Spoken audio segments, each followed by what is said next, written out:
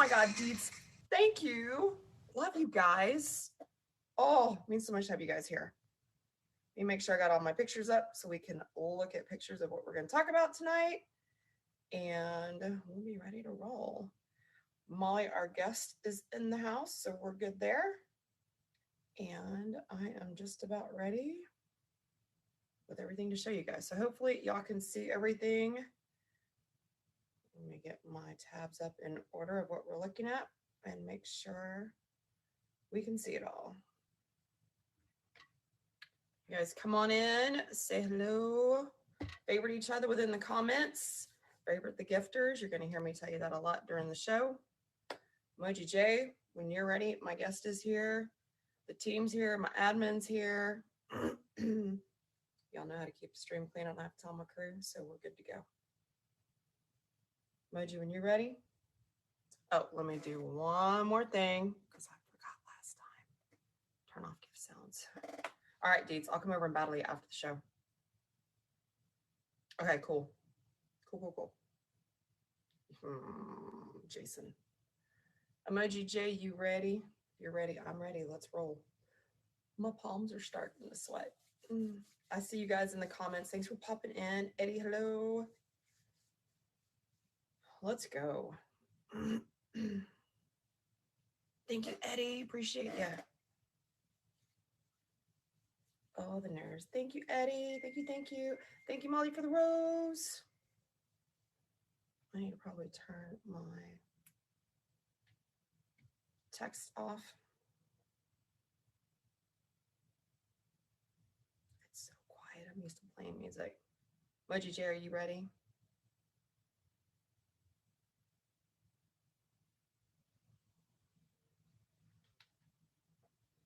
And hopefully my mouse doesn't go from my MacBook to my iPad tonight during the show, or we're going to be in trouble.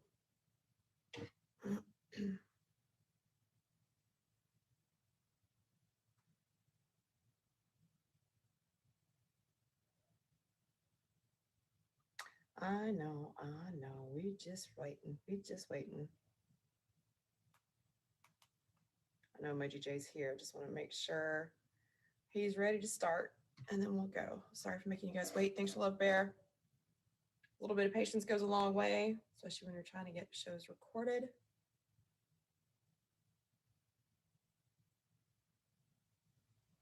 And I hate to start without him recording. Y'all know how it goes. Y'all that have shows know. Got to wait for the cue.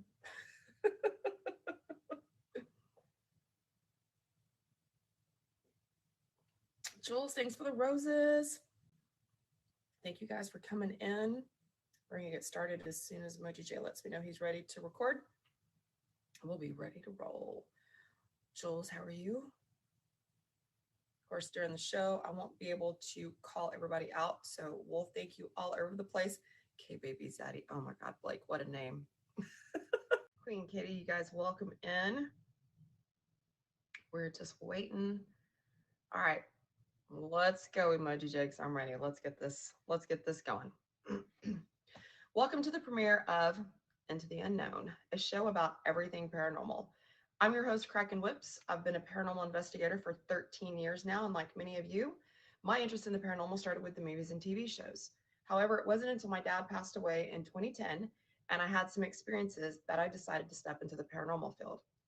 In 2011, a small group of us here in Texas started the National Paranormal Society, otherwise known as NPS. And after some major growth in the States in 2012, I stepped into the role of NPS Senior Director, overseeing the investigation, research, education resource, and photography departments.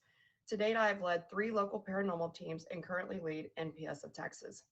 From 2011 to 2014, I was involved in the filming of NPS Alone as the only female investigator on the team, as well as hosted 2 paranormal shows, DNS Live, and NPS Focus on the Penn Network. The study of the paranormal is actually called parapsychology. Paranormal is defined as of or relating to the claimed occurrence of an event or perception without scientific explanation, such as psychokinesis, extrasensory perception, or other purportedly supernatural phenomenon. NPS recognizes the fields of the paranormal as obviously ghosts and hauntings, haunted locations, you guys know those, along with aliens and UFOs, also known as ufology, cryptozoology, demonology, ancient mysteries, and the occult. Within these areas, we focus on photography, science, health and safety, technology, and investigation resource education resources. Each episode of Into the Unknown will include a topic related to one of the paranormal fields, a guest interview, paranormal trivia, and we will wrap up the show by learning something new within the fields, so be sure to stay till the end. Today, we'll be looking at 3 haunted hotels located in the state of Nevada. My guest today is Molly Ziad, who will be sharing some of her experiences with us as well. So let's get into it. As I mentioned, today we'll be taking a look at 3 well-known haunted hotels located in the state of Nevada. They are the Goldfield Hotel in Goldfield, Nevada, the Clown Hotel and the Mizpah Hotel located in Tonopah, Nevada. The city of Goldfield, Nevada sprang to life in 1902 after large deposits of gold were discovered on the surrounding hillsides. Thousands of people flocked to what was considered to be the last great gold rush, catapulting the population from a few dozen to 20,000 and forming the largest town in Nevada. But in the heart of the town, the Goldfield Hotel was one of the most opulent buildings and acclaimed as the finest hotel between San Francisco and Denver. George Wingfield, a successful and wealthy banker, mining magnate, and joint owner of the booming Goldfield Consolidated Mines Company, was the man behind the hotel. The hotel had 154 rooms with telephones, electric lights, and a heating system, all luxuries that most people hadn't yet experienced or could afford. It also had an elevator, which was an extremely rare extravagance during that era. Known today as the most haunted places in Nevada, the hotel is said to have quite a roster of spirits, including the infamous ghost of a woman named Elizabeth, who was rumored to have been Mr. Wingfield's mistress and allegedly became pregnant with his child. The story goes that in order to protect his marriage, he paid her to stay away, but after fear of exposure, he ultimately chained her to a radiator in room 109. Throughout her entire pregnancy, she was said to have cried for hours on end, begging for release. She was provided with food and water, keeping her alive until the child was born, and then afterwards, she disappeared. One theory was that she died during childbirth, but many suspect Wingfield murdered her. Rumor has it that her baby was thrown into a mine shaft and its cries can be heard coming up from it. Psychics have reported seeing a woman chained to the radiator in the room, and others have reported the room to be freezing cold. Guests of the hotel have reported seeing Elizabeth's apparition, and there have been claims of crying heard. Some visitors are said to burst into tears for no apparent reason as they enter room 109. One reporter from Las Vegas states Elizabeth's ghost turned up in a photograph taken in the room. On the first floor of the hotel is Mr. Wingfield's room, which is said to be haunted by his ghost. Visitors there have noticed a strong tobacco odor and fresh ashes in the room. His presence has been detected by the lobby staircase, where the ghost of a midget and 2 small children have also been seen. 2 other spirits said to haunt the hotel are a woman who hung herself and a man who jumped to his death from the roof of the hotel. The gold room is said to be haunted by a ghost named the Stabber, who randomly attacks those who enter the room with a large knife. The Theodore Roosevelt room is said to have high psychic energy, along with another room on the 3rd floor. Some psychics believe the Goldfield Hotel is one of only 7 portals to the other side that exist in the modern world. So we're going to take a few minutes and we're going to look at some pictures of the Goldfield Hotel because you guys probably want to see it, right? So hopefully this shows up really well. This is the Goldfield Hotel. It's just a basic looking hotel. But back in the day, there were a lot of luxuries to this hotel that we take for granted nowadays. This is the lobby. I'm sorry, went too fast. This is the lobby of the Goldfield Hotel today. So you guys can imagine what it was like back then. This is looking out one of the windows. This is inside of it now. That's still the main lobby. And then this is some of the dishes from the hotel. It's amazing they still have some of it. Let's see. This is allegedly a ghost, but we'll talk about how to decipher photographs in a future episode. That's allegedly a ghost being caught in front of the piano. This was one of the dining room settings. Now keep in mind, this was a high-end hotel back then. This is the silverware from the Goldfield.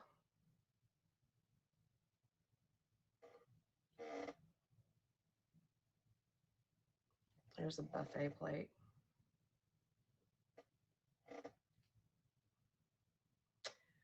This is one of the hotel keys and the tag. Remember the old keys. And that's it on that one. So you guys, it's a very, very old hotel, very cool. It was very lavish for the time back then. If you guys want to see an investigation of the Goldfield Hotel and you're a fan of Ghost Adventures, you can check out season 1, episode 1 of the Ghost Adventures show. That's the actual show episode that got them launched.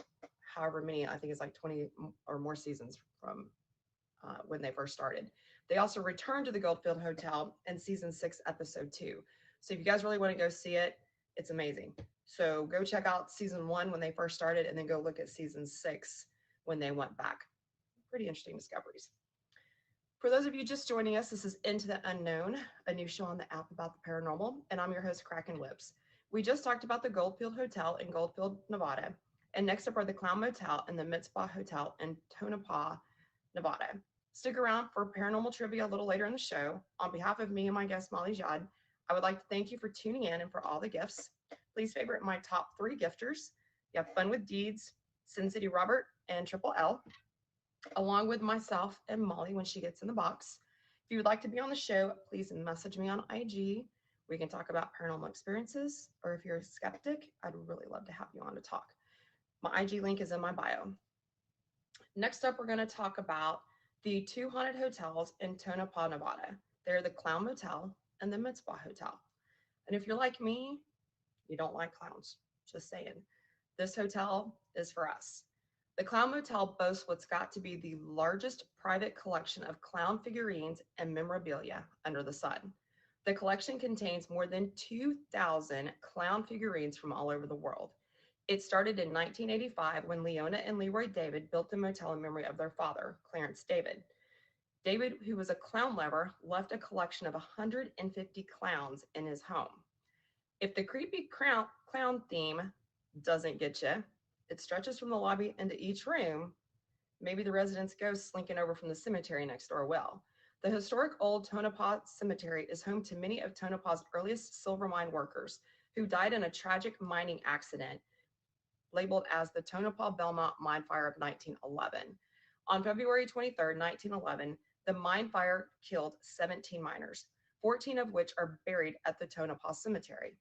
Apparitions have been reported being seen walking to and from the graveyard, and disembodied voices have been heard saying, "We mined and we died that day." Of the 31 rooms in the motel, there are 4 that can provide you with an otherworldly experience. They are rooms 108, 111, 210, and 214. Room 108 is considered the most active spot in the motel, with visitors reporting disembodied voices, moved items, and things going missing. An elderly man who worked at the motel's front counter decided to spend the night at the motel and stayed in this room. He wasn't feeling well during his stay, but when he called the front desk, his coworker didn't answer. He then called his sister for help, and she dialed 911 for him, but it was too late. He died on the way to the hospital. When the front desk worker was asked about the situation, they claimed that the front phone never rang. After surveillance footage was reviewed, it was shown that the phone indeed never rang, as if something had been stopping the man from calling for help. A terminally ill man once stayed in room 111, knowing he only had a few days left to live. He wanted to pass away without being a burden to his family, so every night when he went to sleep, he expected not to wake the next day. He claimed every morning when he woke up, he saw a shadowy figure in his room, and he begged the ghost to take his life. When nothing happened, he shot himself in the parking lot after growing increasingly frustrated. In room 210, a man stopped to stay the night after experiencing extreme back pain. He had faced the pain off and on his entire life, but never had a proper diagnosis. When he woke up that morning, he felt more comfortable than he had in a long time. He believed the spirits of the room had cured his pain, so he lived at the motel from that moment on. He never experienced any back pain after that, but passed away in the room 6 years later. Melvin Dumar, an associate of billionaire Howard Hughes, stayed in room 214 for about 3 years. People believe that a ghost in the room grew fond of him and was devastated when he left. Visitors claim that the ghost often returns to look for his friend, and when he doesn't find him, he plays tricks on the guests, such as flickering the lights, causing a mess, and stealing items in the room. Other reported experiences at the motel include a spirit called the Trickster, who is seen coming from the cemetery in the form of a clown to mess with the visitors. There have been knocks on doors, footsteps when no one is there, voices being heard, and shadowy figures in the rooms or at the graveyard. Some have even reported seeing the clown figures in the lobby move, and others have claimed to see a clown figure appear in their room and then disappear. There's also rumor of them seeing a 7-foot clown at the end of their bed when they spend the night. I don't know about you, but I don't like clowns, and I certainly wouldn't want to see a 7-foot clown at the foot of my bed when I woke up. So let's take a look at the Clown Motel. See if I can get this picture a little bigger this time. That is what the Clown Motel looks like. It's a beautiful picture with the mountains in the back. If you don't like clowns, you're about to really like these next couple of pictures. Here it is at night. I wouldn't stay here at all. That's even spooky looking. Nope, it's a no for me. It's a no for me. Here's one of the creepy clowns.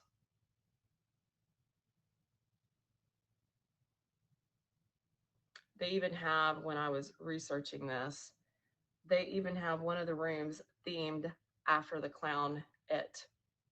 Not stay in that room either.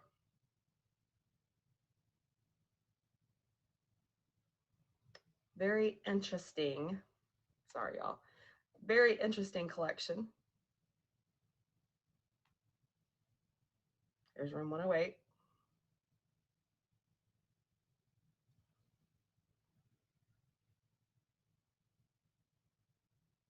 Here's some more of the clowns. I'm telling you, 2,000 clown items, y'all.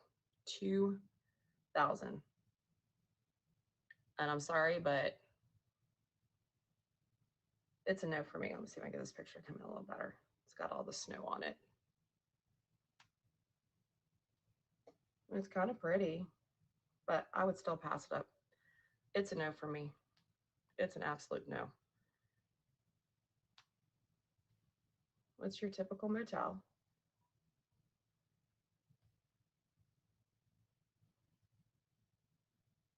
You guys getting any feelings from these pictures? I don't have any pictures of the cemetery next door, but you guys can probably look it up. But it is crazy. I mean, it's pretty. And then we're back to the beginning. So that is the Clown Motel in Tonopah, Nevada. Again, if you want to see an investigation of it, Ghost Adventures, you're going to hear me talk about them a lot. You'll find out why as the series goes on. Ghost Adventures did an investigation there. Zach is actually terribly scared of clowns, so it's a pretty good episode. That's season 14, episode 10, if you want to go check that one out. So next up, we are going to talk about the Mizpah Hotel, also located in Tonopah. The hotel was built in 1907 at the height of Tonopah's silver boom. A lot of this is connected to the gold mines and the silver mines. It's Zach Baggins, Z-A-K, from Ghost Adventures. The Mizpah is a 5-story building that spent 25 years as the tallest building in Nevada. Its biblical reference meaning is to come back together with those you love. The hotel has been named the #1 haunted hotel in the U.S. by USA Today, and several of the suites are named for some of its permanent guests. Some stories include a senator whose body was hidden in a bathtub full of ice within the suite before his final election to allow fellow Democrats to announce a replacement after his reelection. There's also the infamous Lady in Red, who was a prostitute strangled to death in a jealous rage by one of her Johns at the end of the hallway, located between rooms 502 and 504, close to the elevator. Her ghost is said to leave behind pearls that tend to be mysteriously and inexplicably turned up around the hotel in various locations. She's said to haunt the 5th floor as well as the elevator. There have been reports of children haunting the 3rd floor, and various minor apparitions make their appearances throughout the hotel. There's not a whole lot of history on the hauntings and the ghost of the Mitzpah that I could find. But we do have pictures if you guys want to look at the pictures. So this is the Mitzpah Hotel. Beautiful hotel.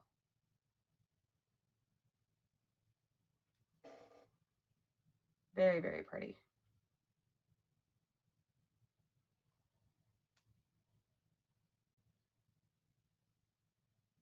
Some of these hotels you can still go and see. Some of them are still standing, so you can actually go and visit them. The Goldfield Hotel is not. It's not in the best condition. It's been deteriorated, so you can see it on the outside, but you can't go in.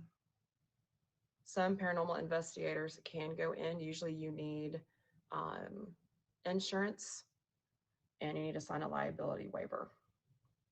I know some of these, I believe the Mitzpah, you can actually schedule time, but it's at the hotel's discretion when they let people in. So if you ever want to go investigate these hotels, make sure you do it the proper way. Contact the right people. A lot of people like to come in and sneak on and trespass, and it makes it hard for the rest of us to actually go in and do it right. So this is the most haunted hotel according to USA Today. I would challenge that, but that is the Mitzpah Hotel. It's very, very pretty. So that's the 3 hotels in Nevada. Again, if you want to see an investigation of the Mitzpah and actually see inside of it, check out the Ghost Adventures Season 7, Episode 2. And if you guys need those episodes repeated, we can do it after the show. Just ask me and I'll tell you again. For those of you just joining us, this is Into the Unknown, a new show on the app about the paranormal, and I'm your host, Kraken Lips. We just talked about the Goldfield, we talked about the Clown Motel, and we talked about the Mitzpah Hotel. Next, we'll be visiting with my guest, Molly, about her experiences. Molly, if I can please get you to request the guest box, that would be great. And we'll talk to her about her experiences. Make sure you stick around for paranormal trivia. That will come up after our visit with Molly. And on behalf of me and Molly, I'd like to thank you for tuning in, especially to my first show. I really appreciate it. And for all the gifts, please favorite my top 3 gifters. We have Fun with Deeds, we have Adult Disney, and we have Sin City Robert. Thank you guys for that. As soon as Molly gets in the box, if you guys will hit her with a favorite, that'd be great. If you'd like to be on the show, please message me on IG. My link is in my bio, and I am looking for anything, whether you've had a paranormal experience, you're interested in the paranormal. If you're a skeptic, I'd really love to talk to you. If you're a paranormal team, know to be on a team, anything paranormal, let's talk about it. Let's welcome Molly to the box.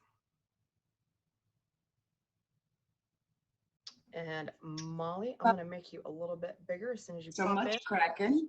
Hello. I'm so excited to be here. I'm so excited to have you. Can you guys see her okay? I'm going to try to hide one side or the other. Molly, welcome to the show, and thank you for being my first guest on Into the Unknown. I really appreciate it.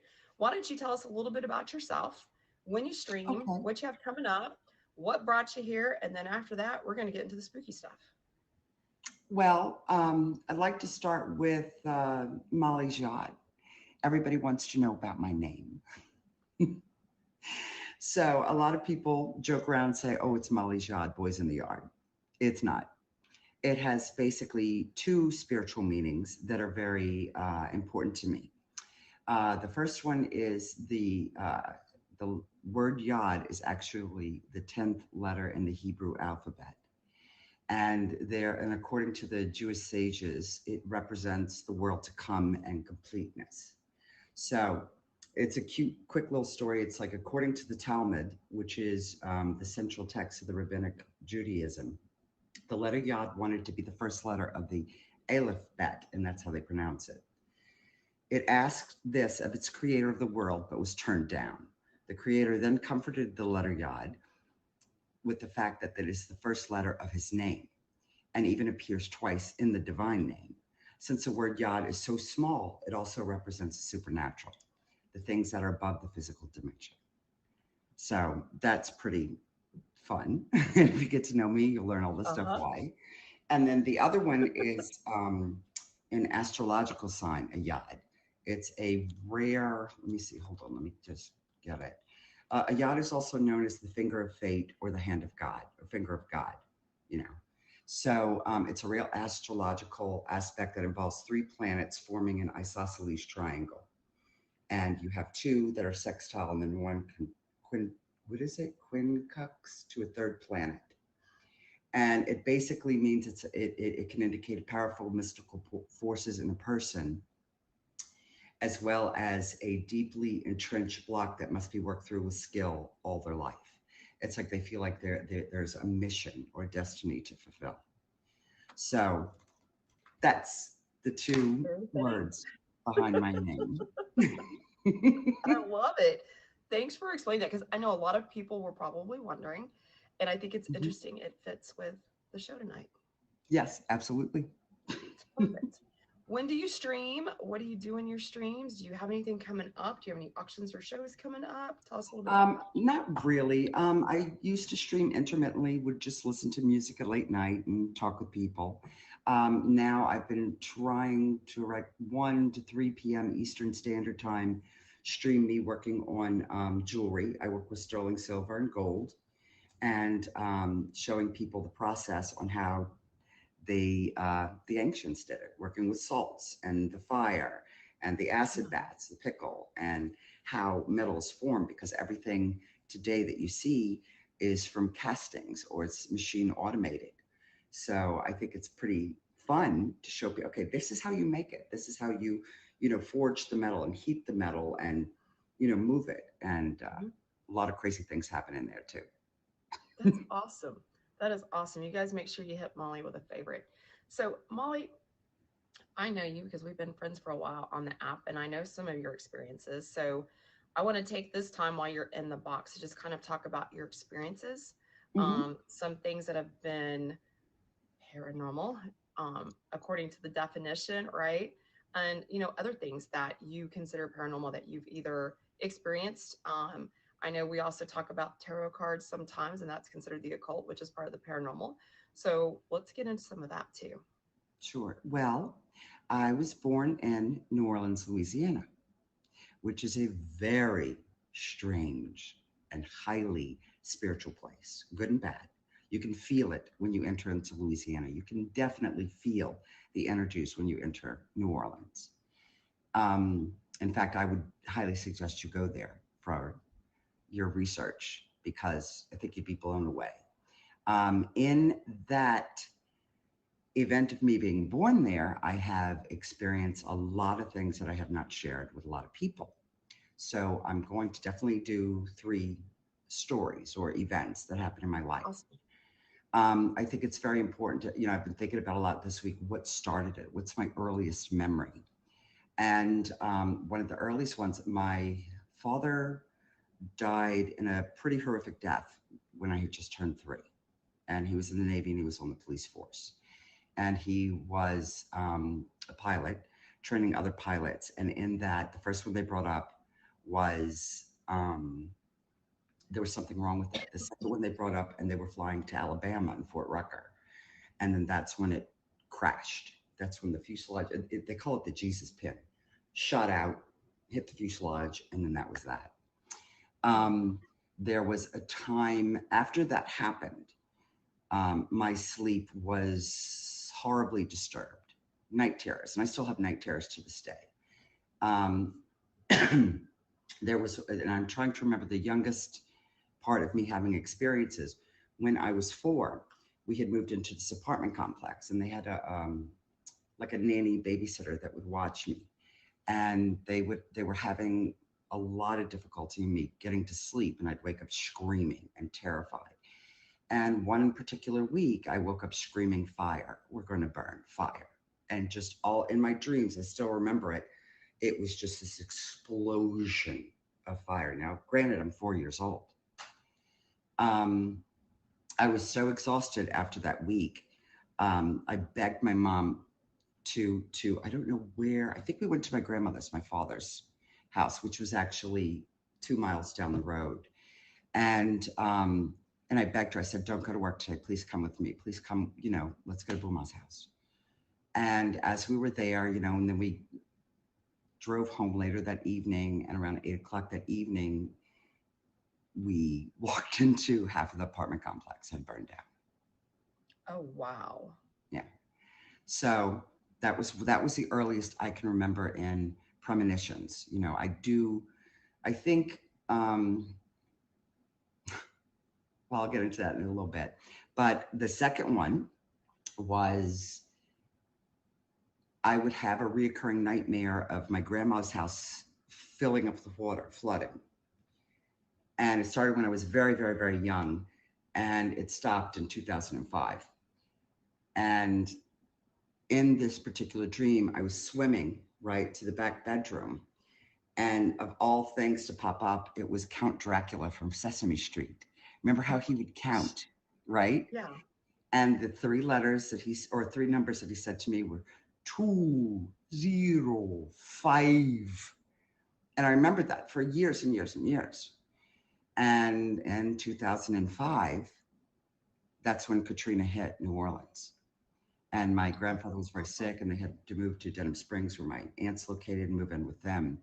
But that's when Katrina was destroyed. Hence, the next year, I lost my grandfather and my mother. So, which had to deal with also the effects of Katrina. My mother had to evacuate. It was a horrible situation. So that was another one that happened. And the worst, which still flummoxes me today,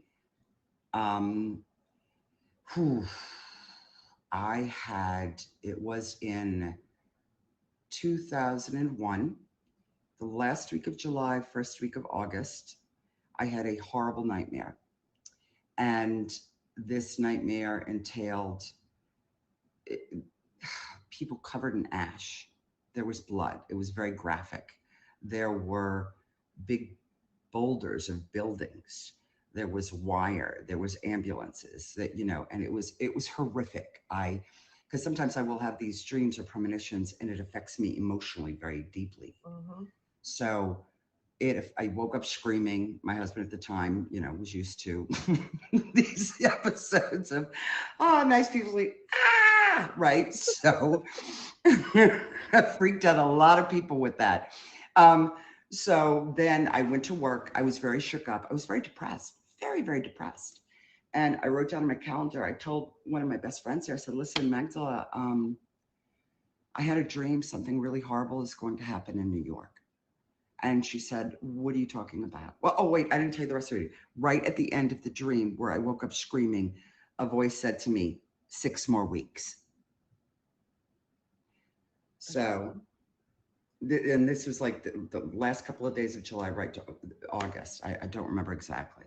So I went, I said, Magdala, something really bad's going to happen in New York. I don't know how to stop it. I don't know. This is bad. And she, of course, wrote me off as stressful or whatever. You got a lot on your plate. Don't worry about it. Mm-hmm. And I said, I need to write it down. And I put on the calendar, I counted 6 weeks. It was September 11th. And I put wavy lines like an earthquake.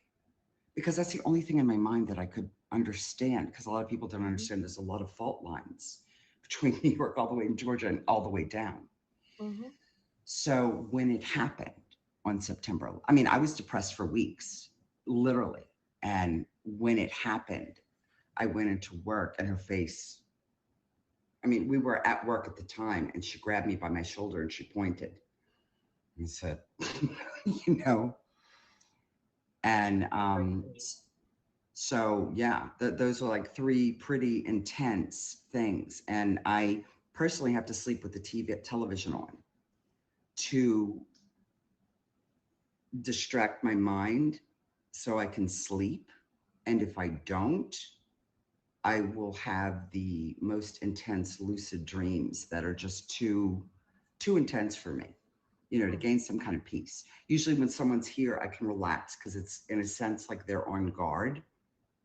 So, yeah. And I used to work for the oldest tea leaf psychic reading room in New Orleans.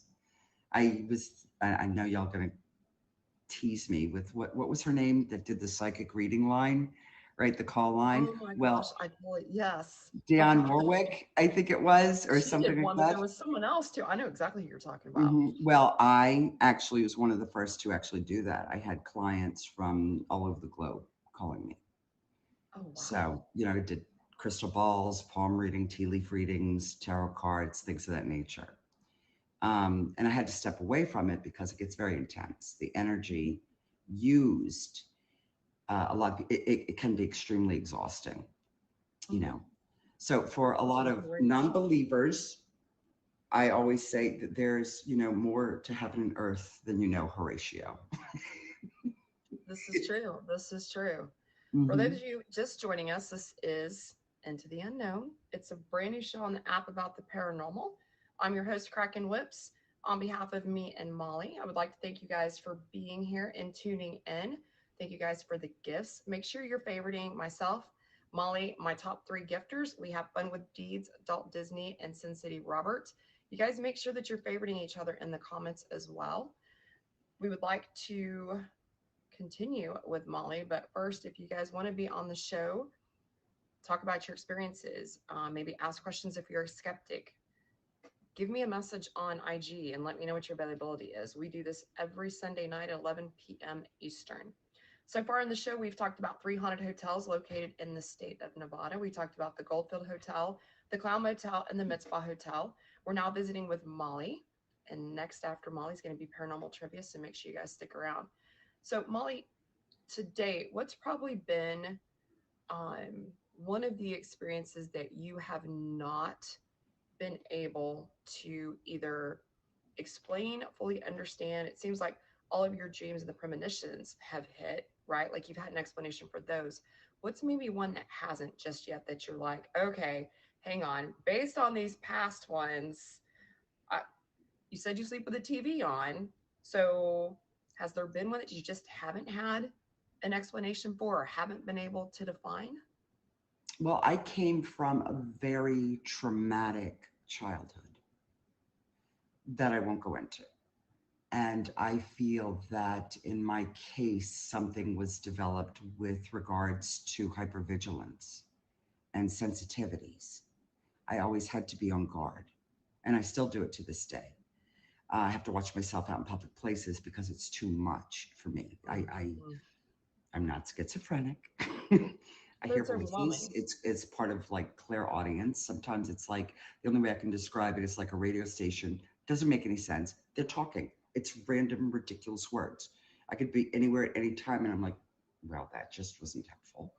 You know, Yeah. um, I have claircognizance, a knowing with, I guess, just talking and sharing things with people, and I can pretty much know how it's going to go or what's going to happen. I've spent a lot of time helping people heal and just psychologically and being there for them. So as I don't, I've never understood it. I've been visited definitely by my father and definitely by friends. I've always been protective. I should protect it. I've been through a lot of medical procedures. I should not be here right now. I should have 30 years ago, But right? then all this protection around you. It's It's weird. insane. And Yeah. even in my house, when you walk in, this one house that I ended up buying, you feel very safe. There's just an energy here that's absolutely phenomenal. And I find a lot of beautiful peace here. And So, that's good. And that's good because a lot of times, a lot of people refer to what you're describing as being an empath. And empaths have a oh, hard time being around very busy places, very crowded places without being overwhelmed by other things going on and wanting your attention, right? And so as we get into the show and we get into later episodes, I'd like to have you back so we can talk a little bit more sure. about that when we start getting to talk about empaths and other parts of the paranormal. Um, it's hard for people to understand folks that Hmm. have that because Yes. so many of us can go out in public and mind our own business, and the only thing that we're worried about is tripping over somebody or spilling our coffee or having somebody step in front of us, where Hmm. you have empaths are like, shut up, shut up, shut up. And And There's a one weird reason why thing, these DoorDash and Uber Eats places make the money that they make, because people just don't want to can't get come out. out. Don't make me go outside, please. I can't deal with all of you. Please don't do that to me. Please don't do that to me. But yeah, I would definitely like to have you back on again. You're so Absolutely. interesting. You guys, if you haven't favorited Molly, please do so. She's so much fun to talk to. She's a regular in my stream. So if you guys want to pick her brain about some stuff, come pop in the stream and hang out. We're here every night hanging out, and go into her stream during the day and watch her as well. Molly, I want to thank you for being on. Oh, you got something else? Just one other thing. I seem to affect electrical things. I don't know why. Oh, we need to try that one out with you. Seriously. Very strange electrical phenomenon. So what's like the latest one? What's the last one that you remember? Oh my gosh. Well, I remember a funny one. After my gallbladder surgery, I was in Savannah. I lived in Savannah. I think that was in 2012. And they, you know how they put the leg compressions on you after surgery just to help with circulation? Well, mine kept fucking up. They had to five different machines they had to put in, and it still was failing. Your body's And it wasn't electrical. They moved my room twice. Like, I don't know what's happening. Yes, the light bulb exploded. It just didn't want to touch one. I hate those things anyway. That's right. I absolutely hate those things. I would take them off. They'd come in the middle of the night and put them back on you. So no, your body was like, I said no. I said no. I forgot. We're gonna talk some more about this electrifying and these electrifying moments that you've had, because we hadn't talked about that yet. So I definitely want to hear some more about that as well. For sure. But thank you for being my first guest. I love you to pieces. You've been a really good friend to me, and we've had some fun talking about paranormal experiences. So I really wanted to have you on first to get this kicked off, and just kind of start down the path that not everything paranormal has to deal with ghosts and haunted locations. So there's so much more to it. So much more to it. You guys make sure you favorite Molly. I'm going to extra out of the box, and we're going to go into paranormal trivia. Ooh, I'm Love ready. Your face. I'm ready.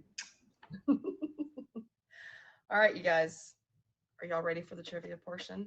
And I'm going to try to go through slow, because I'm always told my trivia I go too fast. And we got 4 choices on these questions, so y'all get ready. And I don't expect y'all to get them all. I don't. This is more about learning about the paranormal. So here we go. What does the word paranormal mean? If you paid attention to the beginning of the show, you should get this. Does it mean of or relating to the claimed occurrences of an event or perception without scientific explanation? B, beyond normal explanation? C, para means beyond, and normal means conforming to the standard or the common type, usual, abnormal, regular, natural, or D, all of the above? What does the word paranormal mean? I see one answer in the comments. Do I need to repeat the question? Let me know. You didn't hear them all. Does the word paranormal mean A, of or relating to the claimed occurrences of an event or perception without scientific explanation? B, beyond a normal explanation? C, para means beyond, and normal means conforming to the standard or the common type, usual, abnormal, regular, natural, or D, all of the above?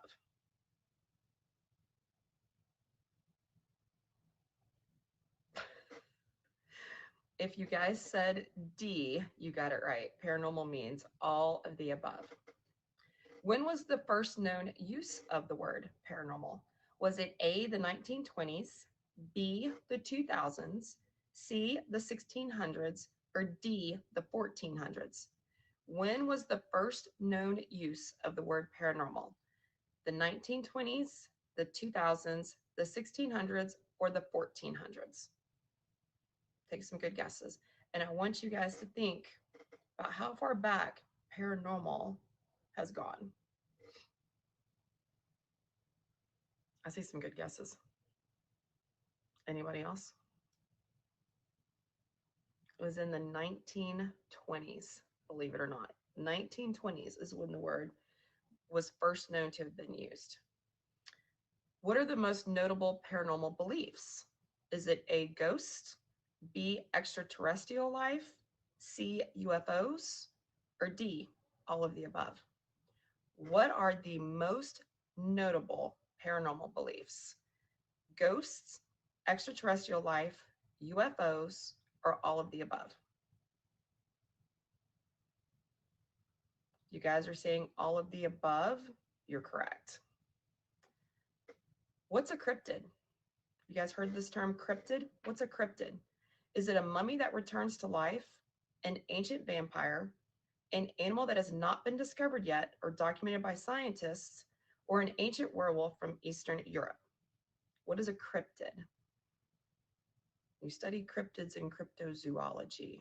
That helps you.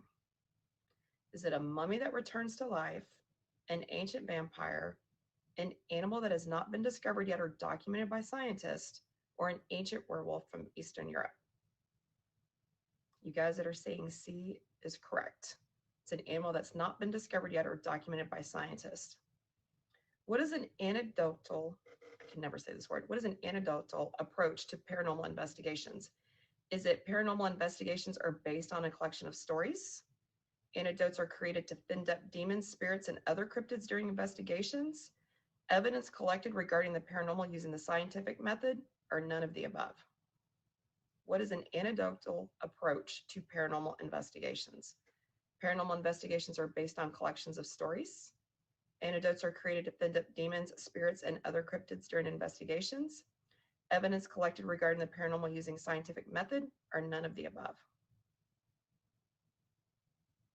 And y'all, when I took this quiz, I got it wrong as a paranormal investigator because I thought it was C as well, but it's actually A. It is a collection of stories, believe it or not. It's the opposite of what we were thinking. They try to trick us on the quiz. Okay, what is parapsychology? What is parapsychology?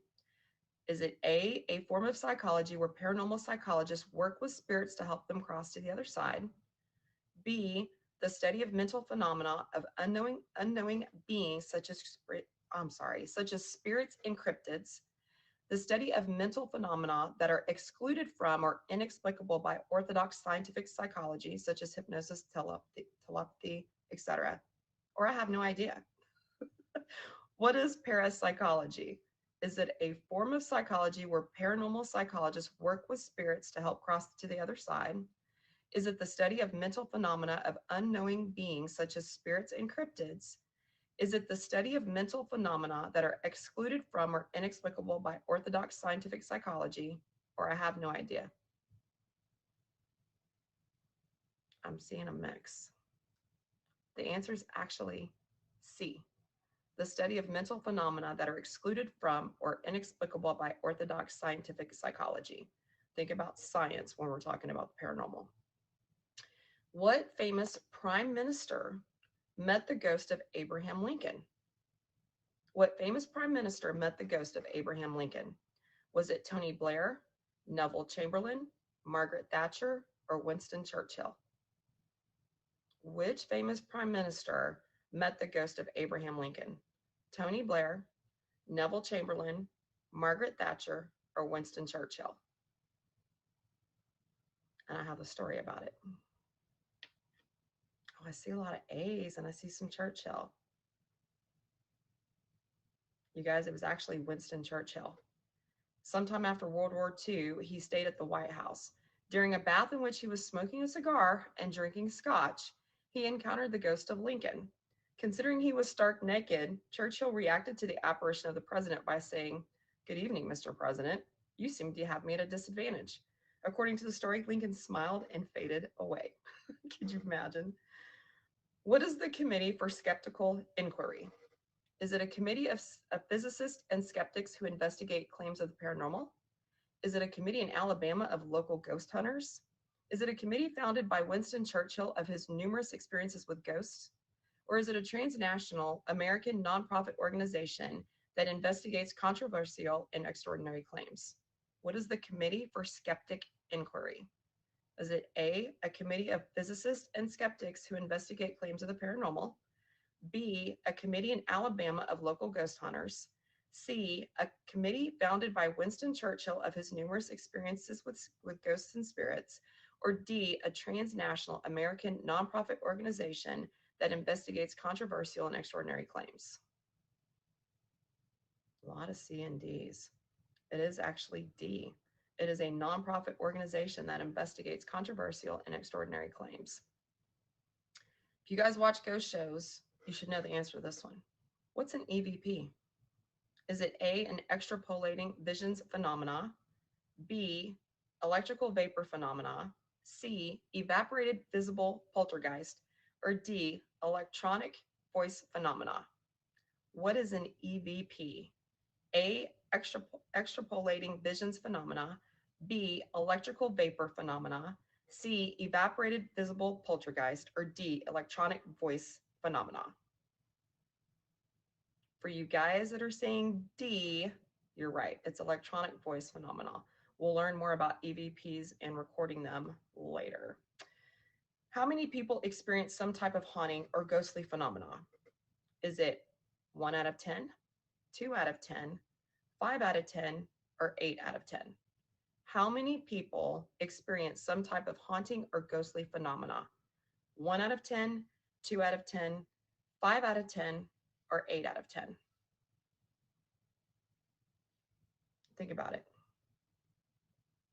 How many people experience some type of haunting or ghostly phenomena? If you said 1 out of 10, you got it right. 1 out of 10. Crazy. In what year was one of the best known ghost photos taken? In what year was one of the best known ghost photos taken? Was it in 1891, 2010, 1600, or 1935? 1891, 2010, 1600, or 1935?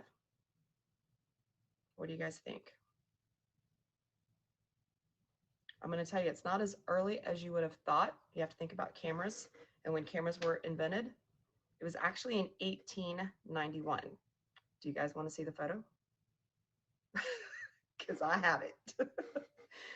This photo was taken by Cybele Corbett, who took the picture in the library at the Combermere Abbey in Cheshire, England, as Lord Combermere was being buried. In this photo, and I don't know that I can get it enlarged on my phone, but in this photo is the Lord himself, who had died in an accident 5 days earlier. If you guys cannot see it, he's right here. Do you see him? His little head and his hand on the armrest. This is one of the best known ghost photos. Best known. Does not mean it's been proven. It's just the best known. Pretty interesting. All right, our last question for the night. What is the difference between a poltergeist and a ghost? What's the difference between a poltergeist and a ghost? A ghost energy is continuous over time, while a poltergeist energy is built up over time. Ghosts are the spirits of deceased human beings, whereas poltergeists can sometimes be manifestations of negative energy. C, poltergeists like to move things and influence physical objects, while a ghost simply makes an appearance. Or D, all of the above. What is the difference between a poltergeist and a ghost?